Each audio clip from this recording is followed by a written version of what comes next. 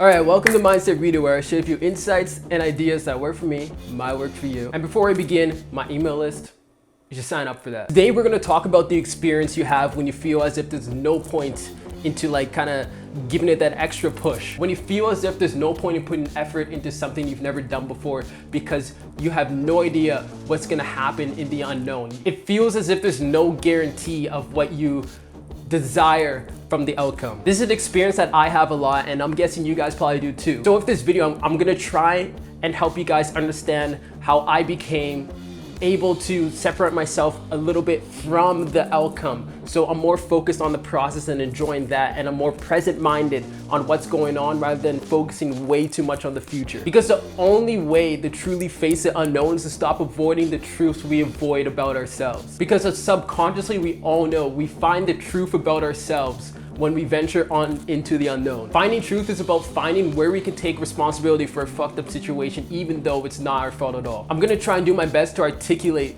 the experience you go through, because depending on what type of person you are, you may be struggling with this. Whether it's when you're pursuing a new relationship with someone you like, or a passion you've always wanted to get started on, or even if you're just trying to break out of certain routines that you feel are holding you back. It doesn't matter what that is, because that's a state we have all experienced in some way, where we just want to give up trying because we don't know what's gonna happen. But when we give up because we don't know what's gonna happen in the unknown, all that does is get us to put off going down a path we truly want to pursue and go down a path of comfort and familiarity. Understand that what lacks on the path of comfort and familiarity is the truth you avoid about yourself. So what may be perceived as clarity is really just what seems to be familiar. Things become more clear once you see all parts of the truth, good and bad. And then eventually I have to learn that uncertainty is the metal detector of the truth. The uncomfortable sensation is the indicator that you're getting closer to it. The emotional state of uncertainty, doubt, and fear that plagues your mind before you even step foot on that journey is so often not vocalized. And it's pretty tough to vocalize it too, because one, it's pretty embarrassing to share it, and two, no one wants to find out that that feeling doesn't go away even once you start to get that clarity. Although to harness the power over the things we don't want to face, we have to get into a space where we can actually address them and find a different way to reframe the narrative that we have been telling ourselves this entire time. So with that being said, I want this video to help you own what you're too embarrassed to talk about, what you're too afraid to share, and to hopefully one day be able to face the truths that are necessary to help you move forward with anything you want to do. And don't worry, I'm gonna be embarrassing myself first, then after it's gonna be your turn. Cause this shit is so fucking hard. Do not underestimate this process. Even once you face that dirty truth about yourselves and putting yourself on the path of least resistance, and understand that you've created a whole perception around it so you don't have to look at it, and can then avoid facing it for your entire life. You then have to face the suffering that comes with changing whatever behaviors or attitudes that's been there the entire time. And doing this on the mental level is tough. You can't really see any tangible results that quickly. The changes you start to make are a little bit difficult to keep track because it's such a slow process. The growth is so gradual, you get used to where you're at, if that makes any sense. But that's why it's so important to start right now. It's gonna take a while. After you go through all that work to find the truth about yourself, you're thrown into a pit of suffering. So it makes sense that you would ask yourself, why the fuck would I do this to me? But we need to understand, by avoiding these truths formed by our unique experiences that we have had throughout your entire life, and avoiding what needs to be done so we can eliminate this cycle and change the trajectory that we're on. If we don't make that move from where we don't want to be, we are already suffering anyways. It's between the pain of effort or the pain of regret. And to start practicing this, it comes down to learning how you start weathering your losses better, learning how you can face them while on your journey and act harmoniously in line with this new narrative we've set ourselves up with. I swear, it's not about winning. You never win. If you're in a shitty frame of mind and I happen to give you $1 million, or you're able to get that one thing that you've always wanted, you would only be happy for as long as that thing remains a novelty to you. Once you get used to it, you will not give a fuck anymore, and you'll just be in a constant pursuit of something more. It's about figuring out how to respond to each one of those losses and not trying to figure out how you could win as much as possible. I lose constantly. I lose money, I lose in relationships, I lose opportunities, I lose the battles with myself that I have constantly, which then in turn I start to lose confidence too. And letting those losses haunt me and wanting to win so badly is what's holding me back. Because the unhealthy habit of using the past to determine the future comes into play. You can't predict the future only using the past. You can only observe what has happened before and then make adjustments from there. Completely hypothetical situation based on what I noticed about myself in the past. If I was talking to a girl, like because of certain assumptions and insecurities I would have about myself, I would automatically assume the worst right away. My brain would gather any supporting evidence it could to support the foregone conclusion that I'm not good enough to be with the person that I like. I would sabotage myself until I make this a truth, only to confirm the narrative my ego has become so attached to. At first, I thought I wasn't the problem. I only noticed this is probably something that I had to deal with when I would come across actual like good people, ones that support my crazy endeavors, listen to me yap about this kind of stuff, make me laugh, and they would do all this stuff. And if they made one human mistake, like cancel plans or reschedule, I would be like, I knew she hated me the entire time. This had to have been premeditated, time to self-sabotage. And I would literally look like this guy. Oh my God. And I would literally look like this guy, trying to piece everything together behind the scenes, using the negative past to tell my fortune, because it was so much easier to avoid the truths about myself and the fundamental reasons that have led me to thinking this type of way, instead of learning how to own what I can do and make the effort to grow. This avoidance of the truth would always lead me to either becoming overly distant or overly clingy, and I wouldn't even notice I was acting like that. That would back the claim that everything was out of my control, that there was nothing I could do, until I started to realize that everything that caused me to think this way, terrible past experiences that heavily influenced me into thinking that I'm not good enough, all of that was not my fault. And it's even less the person that I like's fault too. And it made no sense for me to keep blaming the ghosts of my past. So then I realized I'm the one that has to find a way to deal with the consequences of those events. By learning how to take responsibility and practice breaking this pattern the moment that it hits. And to most importantly, to stop denying myself good things. When you start noticing yourself become super overfatuated with people or things, especially when they seem completely out of reach, you might turn to forcing something to happen and give off this needy energy and end up pushing it away anyways, validating the fear that you had in the first place, or give off this distant energy in fear that if you could stay away from it for a certain amount of time, you can prolong how long you could be with it, eventually still validating the fear. It's easier to make the parts about yourself someone else's job to fight. Some of us so desperately want to be fought for, when the fight's not with them or anything outside of us. Instead of running to things or people outside of myself, I had to find a way to learn how to run to myself first, which is so fucking hard. I still mess up a lot, but we're making progress. Up until the point I started to learn that, it was really hard to see if there was any point into putting in any effort to see myself grow. Multiple losses have taught me that our brains definitely trick us into blaming anything external to us. It wants us to think that the external is 100% of the problem, when in fact, it's probably like 20%.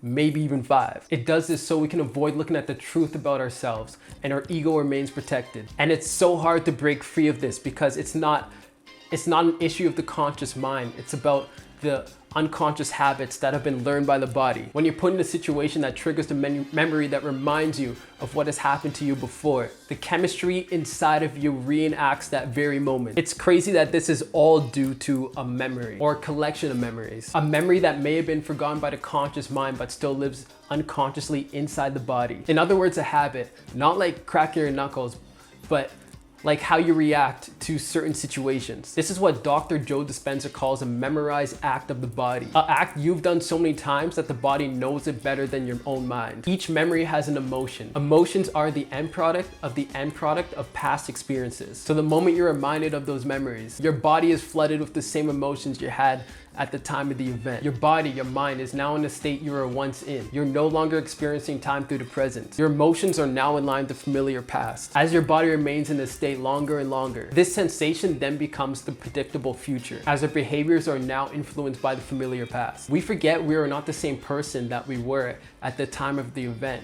So it's easy to let our emotions trick us into bringing us back into submission, even though the intensity of the emotions are similar, and it truly does feel like we've been knocked back in time. The thing that we have that our past selves didn't is the experience of already having gone through it. So we can now reframe the memory in the context of someone who's already gone through that experience. So when we have to relive those emotions, things can happen a bit differently this time around. Addressing the unfinished business of the emotions of the past is the closest thing we got to time traveling to change our future. Armed with experience and knowledge, you can now redeem yourself. Like I said earlier, it's hard because the ego likes to keep those memories hidden in a spot where you would never find it, so you don't fight the right battle. It's like we're fine-tuned to only identify the external truths about a situation and very rarely automatically look internally to see what's up with ourselves. Thinking like that probably worked well in the Stone Age, but now, not so much. Our systems are a little out of date because all that does is that we end up fighting a battle of something or someone that has nothing to do with the war that we're having within ourselves. This doesn't mean that you should blame yourself for whatever's happened to you, because no matter what, it's not your fault. You need to understand that everything that's happened to you is not your fault. Blaming yourself is no better than blaming someone else. So don't direct effort into finding who's at fault. Direct effort in identifying where inside of your mind that this fight's taking place. Pay attention to how you normally react and fight to bring a new reaction into the cycle. And the reason why I say fight is because bringing in this new reaction is gonna feel entirely wrong and unnatural, because your battle is where that overly negative narrative about that memory lies. And with that battle, you do not have the home field advantage. Not hating yourself anymore is hard, and that's what you gotta change. I feel like what I'm about to say is pretty obvious, but I just wanna make sure we're on the same page here. So for example, if your dog dies, this doesn't mean you think to yourself, you know what? This is the best thing that's ever happened to me, because now I can learn from this. It's clearly not the best thing that's ever happened to you, and it fucking sucks. You don't want to be told something doesn't suck when it totally does. That's the least honest thing you can do to yourself. I'm talking about when your brain starts to concoct an overly negative thought process. A thought process that has you believing that you will never ever get over from whatever terrible situation that has ever happened to you, and then leaving you feel as if you should never get another pet again because it's gonna just die anyways. Your brain might forget, but your body will always remember. That's why for so long I felt as if something was wrong. I had no idea why. I promise you, your brain wants you to think that the issue is external to you when the work has to be done internally. Because once again, our brain knows that's a war we're not gonna win if we have to fight it outside of ourselves. We will have a very difficult time trying to win or gain control over something that's external to us. Because if our brain could get us to engage in combat with an enemy that's not even in the fight, the current ego can remain in the game for a lot longer. Us winning this war means change, and our ego is shit scared of change. Our ego will judge others way before it judges itself. Although your ego's not all bad, I talk about it a little more in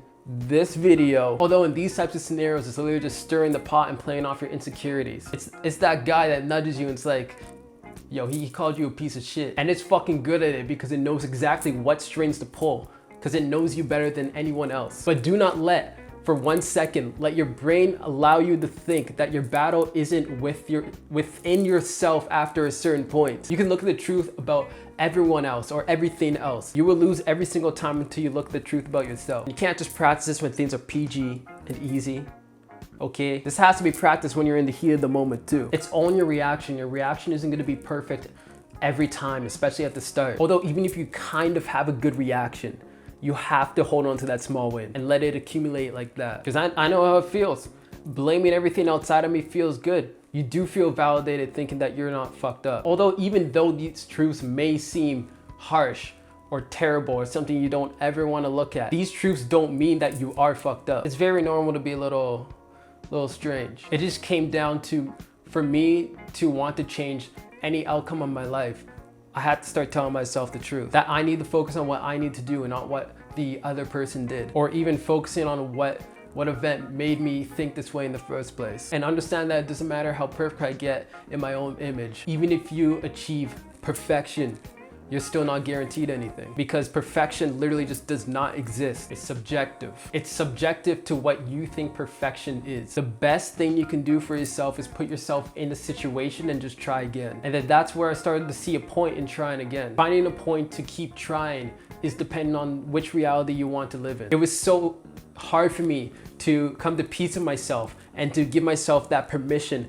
to allow myself to move from a spot that kept me emotionally, financially, mentally, spiritually drained. And I still do get a little drained here and there. Last week was a mess. We're doing a bit better. We're making some progress here. That dialogue about those memories inside your head is a true enemy you have to face. And you know what? Could be your best friend too if you get to know it better. Because let's be honest here. It does have some truth to it. Just learn to recognize what parts of that negative dialogue is true and understand that it's not the whole truth.